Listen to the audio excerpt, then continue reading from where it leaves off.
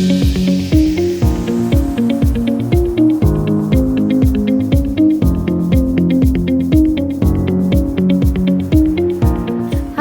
Indakop Kaltim, selamat datang di podcast DPPK UKM, ruang ngobrol santai tapi penuh insight seputar dunia usaha, industri perdagangan, koperasi, dan UMKM di Kalimantan Timur. Kembali lagi bersama saya Nada yang akan menemani Sobat Indakop Kaltim di episode kali ini. Sobat Indakop Kaltim, kali ini kita akan membahas mengenai tema yang sangat dekat dengan kehidupan kita sehari-hari, yaitu tentang belanja bijak di tengah efisiensi.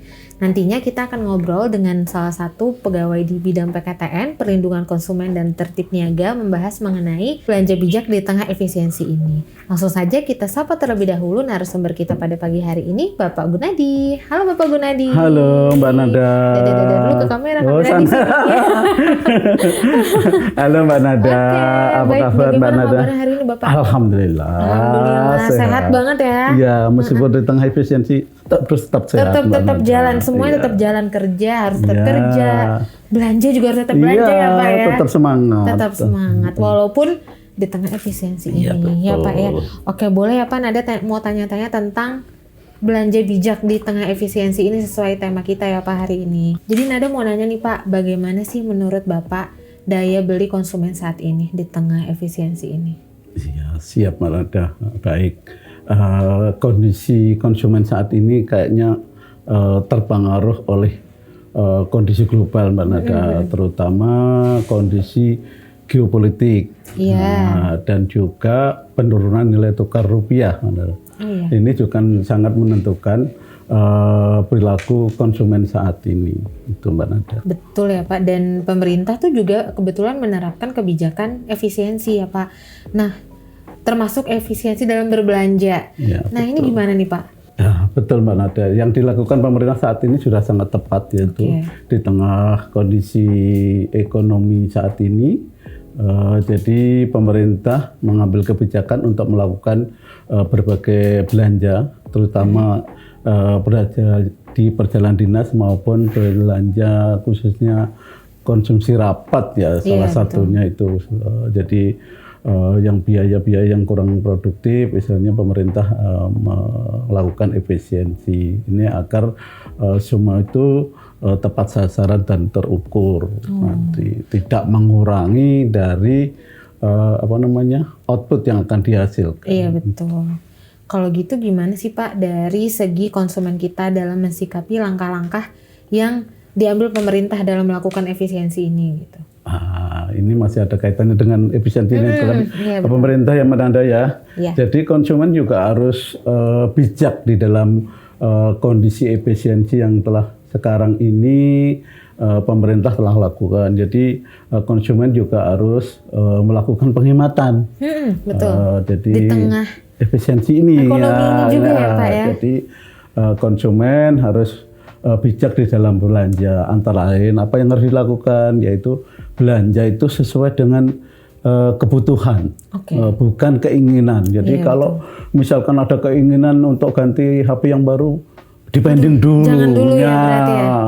Utamakan untuk kebutuhan yang primer Mbak Nada. Jadi kebutuhan yang primer, yang mendasar. Jadi utamakan itu dulu. Jadi dan lakukan untuk saving, untuk kebutuhan jaga-jaga, untuk kebutuhan manakala kita itu ke depan tuh tidak tahu apa akan yang terjadi mana ada. Jadi supaya misalkan kita saat ini sekarang sehat ya mana ada ya, tidak tahu di belakang tadinya pas kita sakit. Nah, jadi kita harus punya cadangan itu mana ada.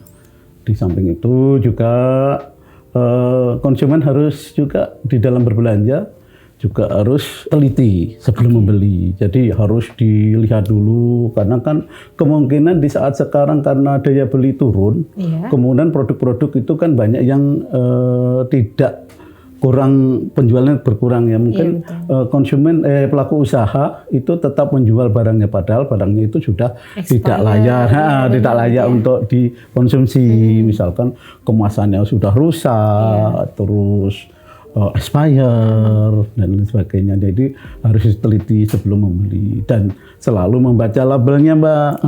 Jangan juga jangan abaikan masa kedaluarsa. Gitu.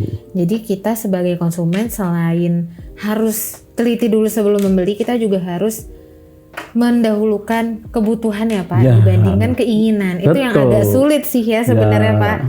Jadi kalau misalnya ternyata nih Pak, produk yang kita beli itu ada yang tidak sesuai. Misal contoh, Nada beli makanan, terus ternyata expire atau harganya nih nggak sesuai nih sama yang tertera. Itu sering banget nih Pak terjadi ya.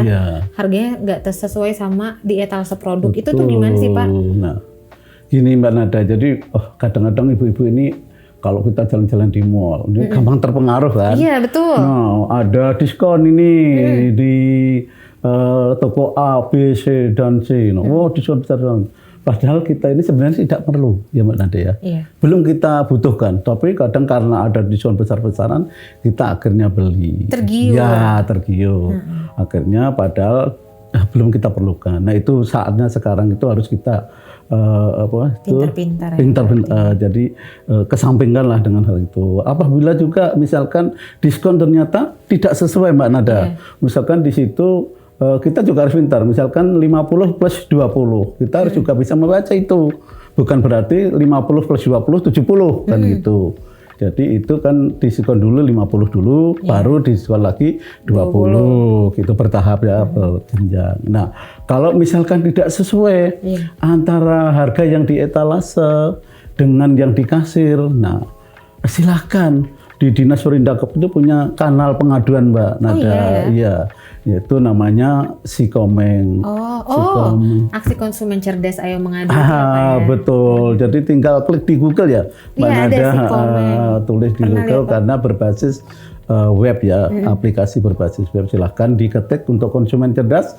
Diketik aja di Google itu Sikomeng muncul ya Mbak Nada. Nanti tinggal ngisi aja di situ. Gitu. Jadi kalau misalnya Nada nih, berarti nggak cuma terkait yang hal-hal kayak expire gitu ya Pak. Maksudnya expire misalnya ada ini tokonya expire. Kita harus langsung ngadu atau kita langsung klarifikasi dulu ke tokonya atau gimana Pak? Ya sebenarnya alur pengaduan itu satu itu ke pelaku usaha Nada. Tapi kalau misalkan tidak ditanggapi, silahkan masukkan aja. Nggak usah datang-datang ke Dinas Perindakop. Kan efisiensi nih Mbak Nada ya kan. Kita kalau datang ke Dinas Perindakop butuh effort ini. Betul. Iya, itu waktu, bensin dan sebagainya. Langsung aja datang ke dinas, ke website itu, buka aja di Google itu. Sertakan foto atau apa yang buktinya kan, di mana informasi tokonya. Nanti berdasarkan itu akan kita pilih. Jadi apa sifatnya yang mana? Apakah itu dalam bentuk informasi atau dalam bentuk sengketa?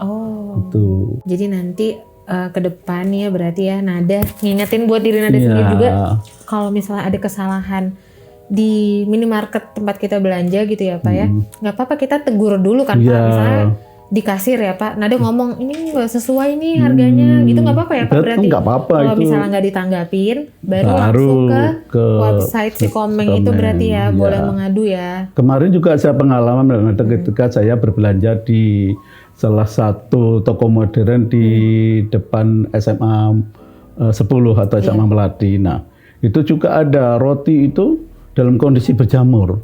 Masih dipajang di etalase. Dan akhirnya saya tegur, Mas ini itu tidak diperkenankan. Kalau sampai tetap saya pajang di sini, kalau saya dalam langkah ini dinas, sampean bisa kenakan sanksi ya, minimal peringatan lah gitu. Jadi mohon untuk tidak dijual, dan gambaran kerja juga harus diteliti, ini juga harus cek setiap hari mana sih barang-barang yang tidak layak untuk dijual, itu harus disingkirkan, jangan ditaruh di etalase. Tuh, kita tegur baik-baik. Gak apa-apa ya, tegur baik-baik ya. Nanti kalau misalnya nggak ditanggapin, baru deh tuh boleh ya.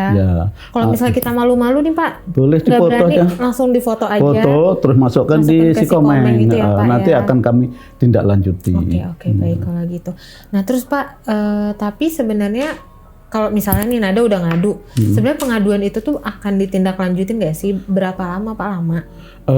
Insya Allah dalam waktu dekat akan kita lanjuti. Kalau misalkan pengaduan itu bersifat informasi, misalkan ini yang sudah berjalan ini Mbak Nada kan ada pengaduan tentang di sana gas harganya LPG ini gampangnya ya LPG. Seharusnya headnya itu sekian, terus dia jual sekian lebih daripada head kok mahal. Bisa langsung kami tindak lanjut, kita turun ke lapangan, kita cek. Kalau memang benar adanya, kita lakukan pemanggilan kepada pelaku usaha, istilahnya klarifikasi kebenaran data tersebut dan akan kita lakukan namanya pembinaan, Mbak. Jadi mereka menandatangani surat pernyataan untuk tidak melakukan perbuatan curang itu lagi.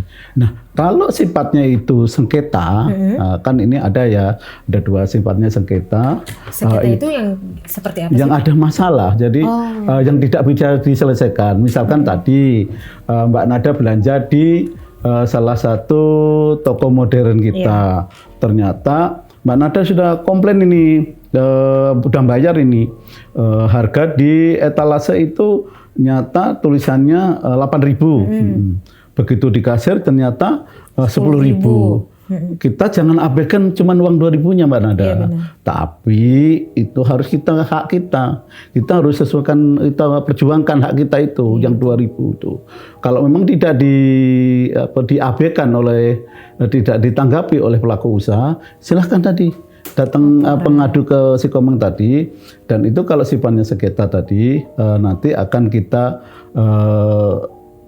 lakukan penyelesaian melalui Badan Penyelesaian Sengketa Konsumen, Mbak Nada. Oh, ada khusus ya? Iya. Ada khusus badannya. Di Dinas Perindahku sudah ada 3 Mbak Nada di Kaltim ini, 1 di Samarinda, 2 di Balikpapan, 1 lagi di Kabupaten Bero, Mbak Nada. Jadi kalau konsumen yang wilayah utara silahkan mengadu di dinas di BPSK khususnya yang ada di Bero. Kalau yang wilayah selatan silahkan mengadu lewat BPSK. Mengadunya cukup di Sikomeng aja, nanti penyelesaiannya Mbak Nada. Gitu. Penyelesaiannya nanti akan dilakukan oleh BPSK yang ada di masing-masing wilayah. Oke, baik Pak. Berarti pengaduan ini hal yang kita adukan itu nggak cuma tentang barang di minimarket ya. Boleh apa aja kan? Boleh. Jasa apapun itu jasa, boleh ya Pak? Boleh ya. Kalau nggak salah tuh kayak ditipu. Boleh kan Pak? Boleh. Pelaporan gas LPG. Ya. Gas LPG. Ya. Itu kan harus jasa travel, umroh misalkan. Boleh juga jasa boleh travel, Mbak Nada. Apa aja pokoknya ya Pak? Ya, yang jasa, sifat ya. barang dan jasa. Barang dan jasa. Yang dilakukan, yang konsumen itu mengalami kerugian. Itu boleh diadukan ke kita, Mbak Nada. Baik, jadi kalau kita mengalami kerugian, kita merasa dirugikan sebagai konsumen, berarti kita harus lapor. Kita tidak boleh takut lapor ya. Betul. Lapornya sebagai si Komeng. Oke, baik. Makasih banyak ya Pak Gunadi atas insight-nya hari ini. Boleh nggak Pak Bapak kasih sepatah 2 patah kata penutup untuk teman-teman yang nonton kita hari ini? Iya. Ayo konsumen cerdas kita. Mari, apapun masalahnya, kalau Anda itu mengalami kerugian oleh pelaku usaha, silahkan mengadu ke Dinas Perindahku melalui aplikasi Sikomeng. Insya Allah, sekecil apapun aduan Anda akan kami tindak lanjuti. Terima kasih Bapak atas Sama-sama. kehadiran hari ini. Sobat Indakop Kaltim, jangan lupa teliti sebelum membeli, utamakan belanja sesuai kebutuhan, bukan sesuai keinginan, dan jangan ragu untuk melaporkan apabila menemukan produk yang merugikan konsumen. Saya Nada, pamit undur diri. Sampai jumpa di episode selanjutnya. Dadah!